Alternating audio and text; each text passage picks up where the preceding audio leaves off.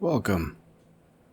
Today I am going to be sharing with you just a portion, a small chapter of a non-relevant section of the book Revolution. It's the second one in the Evolution series.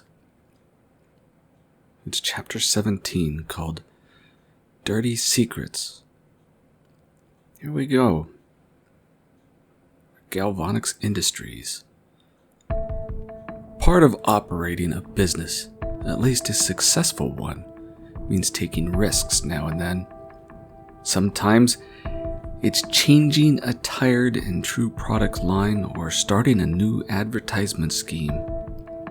Other times it's thinking outside of normalcy or beyond what is known or accepted.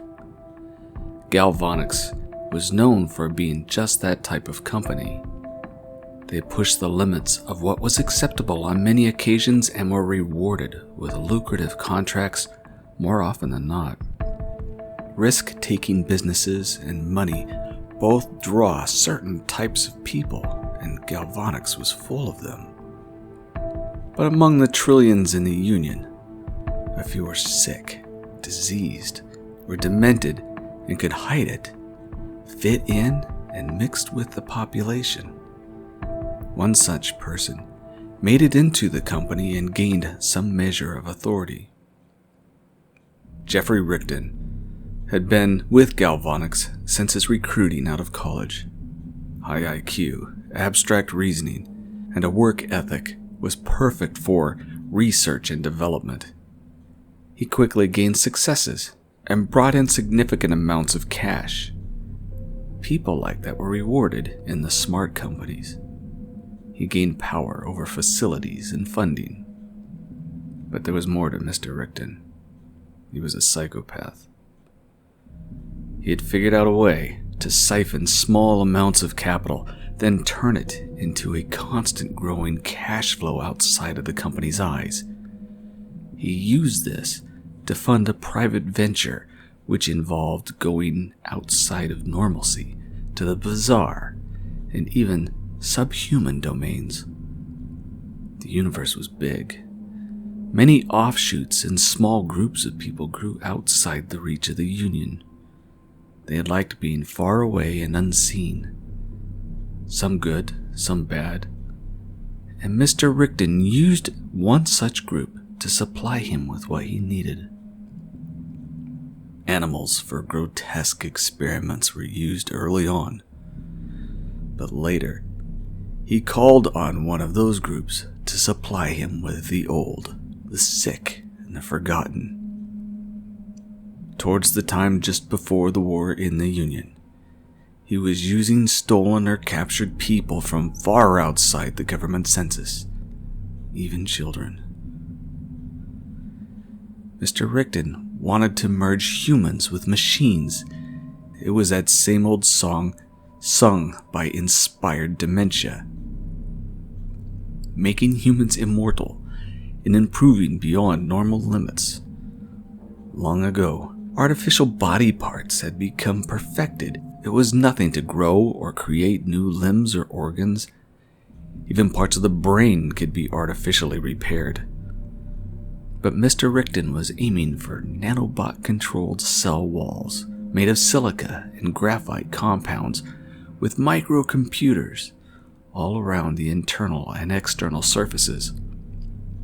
Bodies filled with such cells could be programmed to do anything. He worked alone in evenings in a private lab, just like all the cliches of black and white movies. Bodies stacked up to be burned. Others half vivisected on walls or in tanks and still alive. Free bots that had been programmed for the work spun about, poking and prodding at all hours. On his walls were eyes of some of his victims still functioning by significant artificial enhancements. At times, even he wondered if it was for mankind or pleasure that he did his work. But he had a breakthrough. It wasn't what he was aiming to achieve, but it was an achievement just the same. He had been experimenting with cells using terahertz communications with other body parts, but switched to scalar tech when the terahertz failed. A small girl who had gone insane from Mr. Rickton's work was the first. When he turned on the cellular communications network within the girl, she phased. She could move outside of normal space instantly. Mr. Rickton, from an adjacent room, saw on surveillance the little girl light up like a magnesium fire. It was then that she appeared and disappeared at different locations around the room. The poor, insane child kept reaching for things to play with and look at. Her mind was so fractured, and the flashing around the room overcame her feeble life support, ending in death. She was free. The tech was astonishing. When Mr. Rickton presented his discovery to his superiors, he used a free bot instead of a human. The superiors went crazy over the prospects of all the new areas of transportation and delivery systems, although the military would benefit most of all. Mr. Rickton was hailed as a genius, given financial rewards and more autonomy. It was a good day for Galvanics. They never did ask questions about where the idea came from. Profit was king.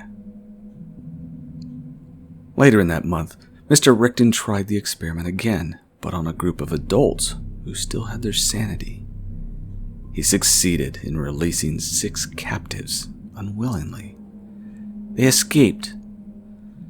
Before they left, however, they destroyed all of Mr. Rickton's lab, equipment, data, and even Mr. Rickton simply by touch. After leaving the room in a blistered and fractured mess, they flashed back through space to their homes in a far remote solar system. One day they might revisit the Union.